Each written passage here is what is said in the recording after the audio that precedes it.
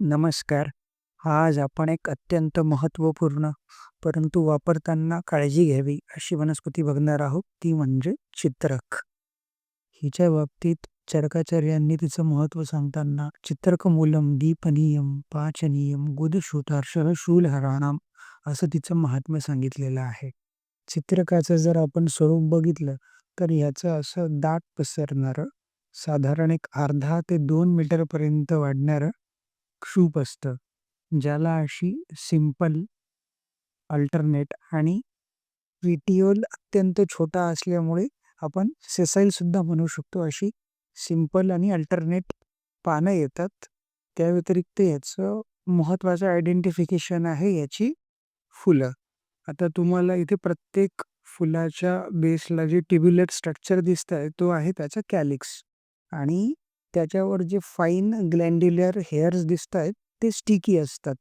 याच्यावरनं आपल्याला त्याचं आयडेंटिफिकेशन सोपं जातं आणि त्या व्यतिरिक्त ह्याचा जो करोला म्हणजेच पाकळ्या आहेत त्या स्पष्ट दिसतायत, पांढऱ्या रंगाच्या आहेत आणि त्या पुढे जाऊन त्यासुद्धा कॅलिक्सप्रमाणे ट्युब्युलर स्ट्रक्चर तयार करतायत.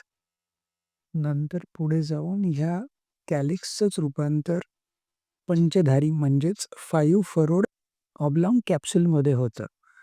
ज्याच्यावरती पुढे जाऊन असं ब्राऊन स्वरूप त्याला प्राप्त होतं वाळल्यानंतर आणि प्रत्येक फळामध्ये अशी एक ऑब्लॉंग रेडिश ब्राऊन कलरची आणि पुढे जाऊन डार्क होणारी सीड असते.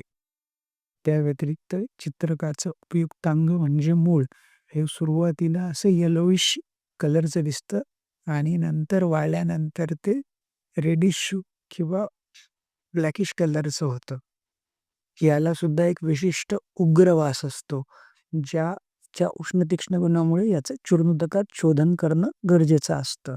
भट्टाचार्यांनी पुष्पाच्या रंगावरून चित्रकाच्या 3 व्हरायटीज सांगितलेली आहेत. पीत, सीत म्हणजे व्हाईट आणि असीत म्हणजे व्हाईट नसलेली अशा 3 व्हरायटीज सांगितलेल्या आहेत. आणि प्रॅक्टिकली आपल्याला याच्या व्हाईट, रेड आणि ब्लू अशा 3 व्हरायटीज सापडतात.